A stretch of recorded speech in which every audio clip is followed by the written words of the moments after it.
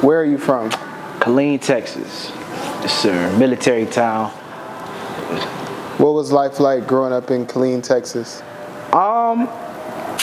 Well, it's a military town, so it's a hodgepodge of just everybody from everywhere. So you got different cultures that's coming. You got people from Puerto Rico, you got people from Germany, you got people from Little Rock, you got people from Atlanta, you know what I'm saying? So it's just, like I said, a hodgepodge of just people from different cultures. Yeah. Were you an artistic child?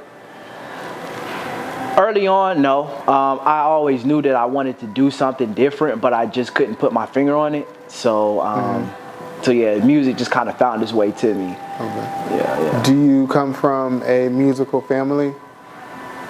Nah, not at all. Really? Maybe there's somebody in the family history that maybe has done music, but from what I can pinpoint, nah.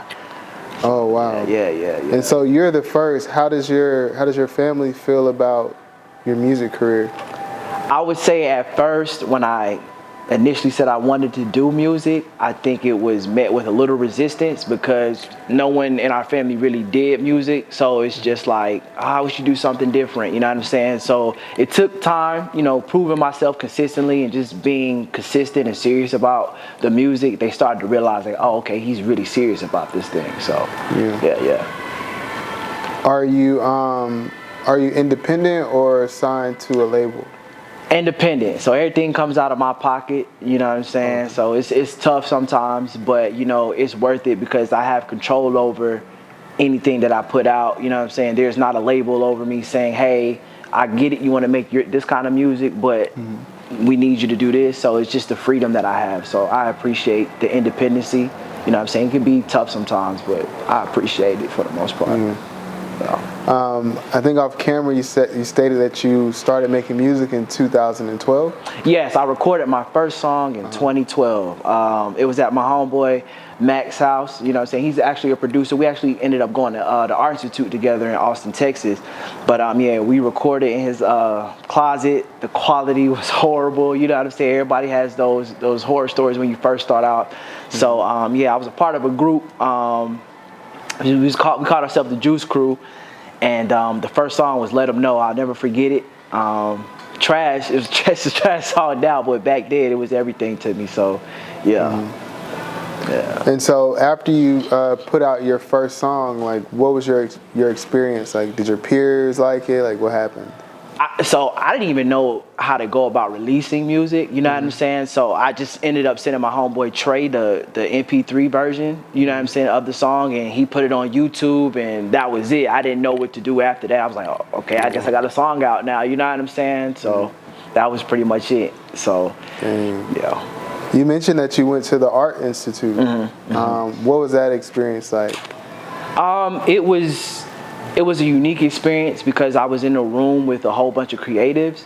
However, I think at the time I was unable to fully process it. You know what I'm saying? So it's just I didn't get the full experience that I needed from it. But hindsight is always 20/20. So when I look back, I was like, man, like it could have been a better experience if I would have just been more focused. So yeah. And when you say more focused, you mean like not partying or?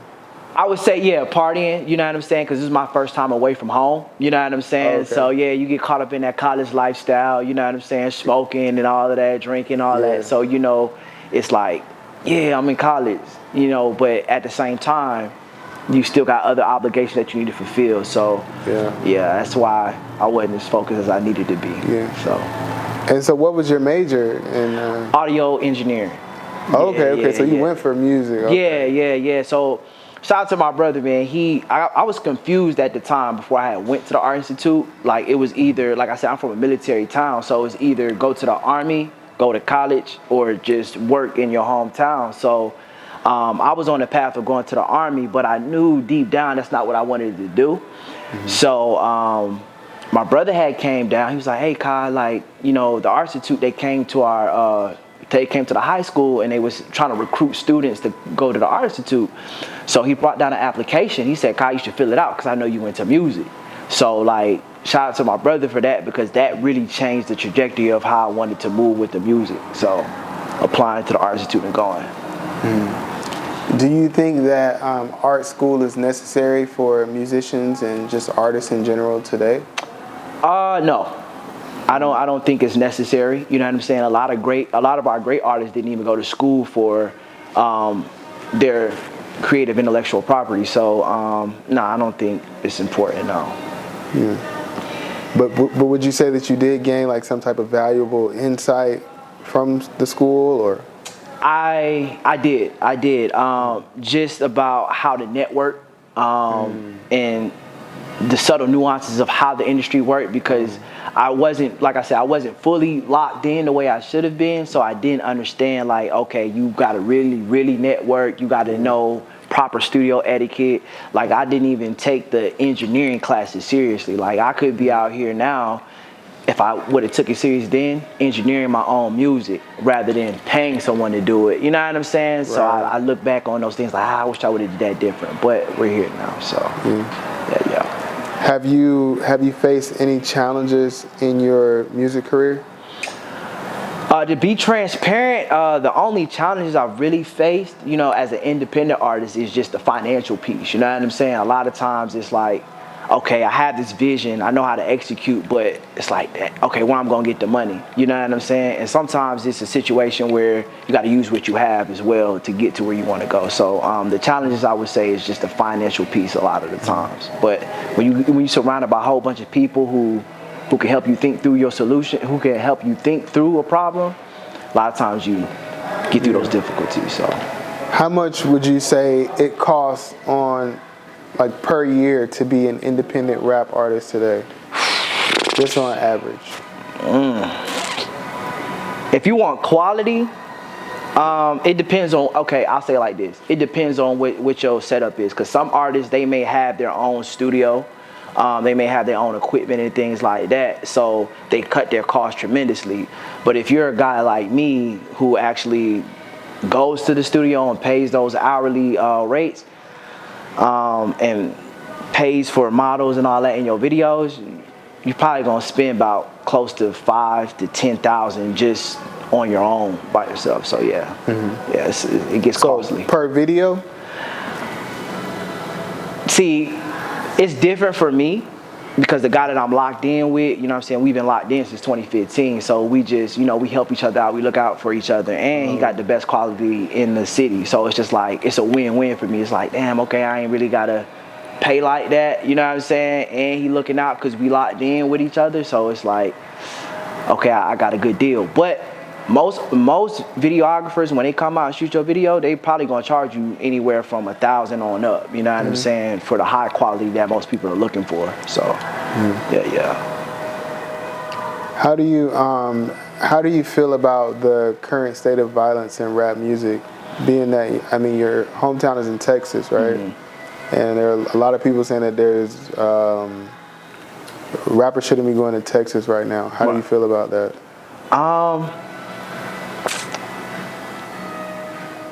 I'll say this. We have, like, if Justin Bieber goes to LA, nobody is, you know, telling him to check in, he needs to pay. You know what I'm saying? But if a J. Cole or a Wale, whomever, right, a rapper goes to these cities, hey, you need to check in. So it's, and then in the same breath, we cry about violence. You know what I'm saying? Like, oh, well, the police came in our community, they shot down this unarmed kid, but at the same time, we're doing it to each other. You know what I'm saying? So there's no value. So the police don't see no value because we don't see no value in ourselves. You know what I'm saying? Yeah. So how I feel about the current state of violence in hip hop, I do feel like it's always been a part of it. You know what I'm saying? If we go back to, you know, Tupac and Biggie, you know what I'm saying, even before them, it troubles me. You know what I'm saying? I'll just say it like that. It troubles me. You know what I'm saying? I wish it could be different. But hip hop is a beautiful thing, but it's also a nightmare as well. They go hand in hand. So I kind of expect the violence to a degree. So. Do you think that you can separate, like, the artistic aspect from hip hop lyrics and then the actual, like, actions of rappers? Yes, to a degree, to a point. Yeah, to a point, I'll say that.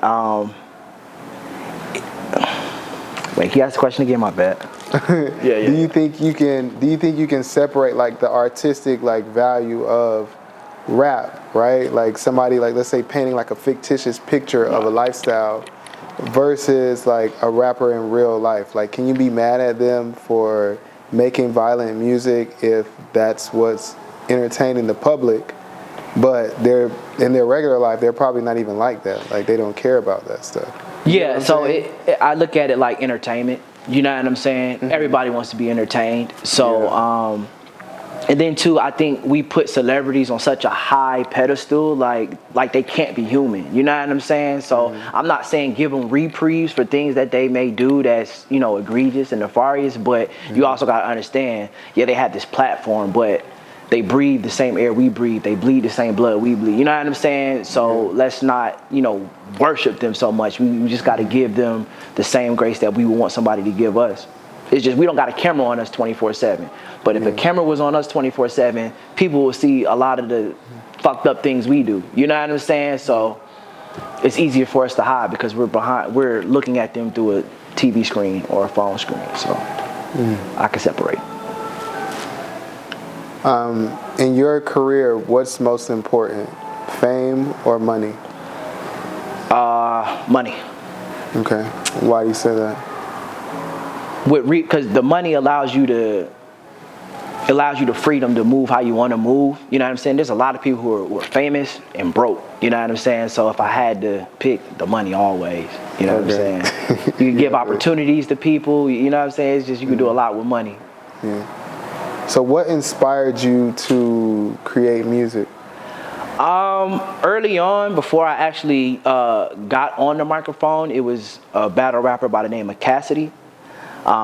He inspired me to be a rapper. I wanted to be a battle rapper so bad.